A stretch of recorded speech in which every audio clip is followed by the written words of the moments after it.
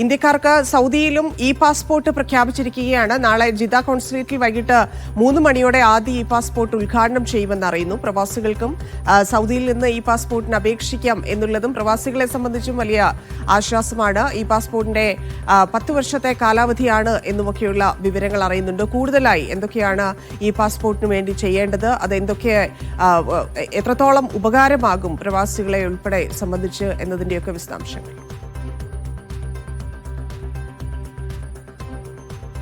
ധന്യ, നേരത്തെ തന്നെ ഗൾഫ് രാജ്യങ്ങളിൽ പ്രത്യേകിച്ച് UAE-യിൽ ഈ പാസ്പോർട്ട് പ്രഖ്യാപിച്ചിരുന്നു. അതിന് തൊട്ട് പിന്നാലെയാണ് ഇപ്പോൾ സൗദി അറേബ്യയിലേക്ക് കൂടി ഈ പാസ്പോർട്ട് സംവിധാനം വരുന്നത്.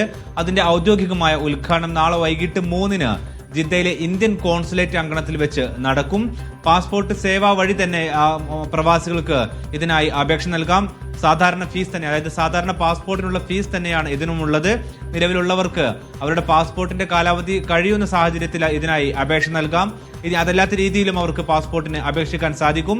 ഇതിന്റെ ഏറ്റവും പ്രധാനപ്പെട്ട നേട്ടം എന്ന് പറയുന്നത്, ഒരു വർഷത്തിൽ തന്നെ പല തവണ യാത്ര ചെയ്യുന്നവർക്ക് അവർക്ക് വിമാനത്താവളത്തിലുള്ള എമിഗ്രേഷൻ നടപടികൾ വളരെ വേഗത്തിൽ പൂർത്തിയാക്കാനാകുമെന്നുള്ളതാണ് ഇതിന്റെ പ്രധാന നേട്ടം. പ്രത്യേകിച്ച് ഈ പാസ്പോർട്ടിലുള്ള ഒരു ചിപ്പ് വഴി ഓരോ യാത്രക്കാരന്റെയും വിവരങ്ങൾ അവരുടെ പാസ്പോർട്ടിന്റെ ഈ ചിപ്പിൽ രേഖപ്പെടുത്തിയിട്ടുണ്ടാകും. അതുകൊണ്ട് തന്നെ അവർക്ക് എമിഗ്രേഷൻ നടപടി വേഗത്തിൽ പൂർത്തിയാക്കാം. പ്രത്യേകിച്ച് കേന്ദ്ര സർക്കാർക്ക് ഇപ്പോഴത്തെ ഒരു സാഹചര്യത്തിൽ ഈ ഗേറ്റ് സംവിധാനം എല്ലാം പ്രോത്സാഹിപ്പിക്കുന്ന ഒരു ഘട്ടം കൂടിയാണ്. അത്തരമൊരു ഘട്ടത്തിൽ പ്രവാസികൾക്ക് വളരെ വേഗത്തിൽ എയർപോർട്ടിനകത്തുള്ള പ്രൊസീജിയർ പൂർത്തിയാക്കിക്കൊണ്ട് വേഗത്തിൽ യാത്രകൾ പൂർത്തിയാക്കാനാകുന്നതിന്റെ ഏറ്റവും പ്രധാനപ്പെട്ട സവിശേഷത. ഏതായാലും ഇത് സൗദി അറേബ്യയിലേക്ക് ഇതുവരെ വന്നിരുന്നില്ല. ഇത് ആദ്യമായി സൗദി അറേബ്യയിലേക്ക് എത്തുന്നതാണ് ഇതിന്റെ ഏറ്റവും പ്രധാനപ്പെട്ട കാര്യം. വരും ദിനങ്ങളിൽ ഒരുപക്ഷെ സൗദി അറേബ്യക്ക് അകത്തു നിന്നും ഒപ്പം തന്നെ നാട്ടിലുള്ളവർക്ക് പാസ്പോർട്ട് സേവാ കേന്ദ്രം വഴിയും ഇതിനുള്ള അപേക്ഷകൾ നൽകാനാകും. ധന്യ.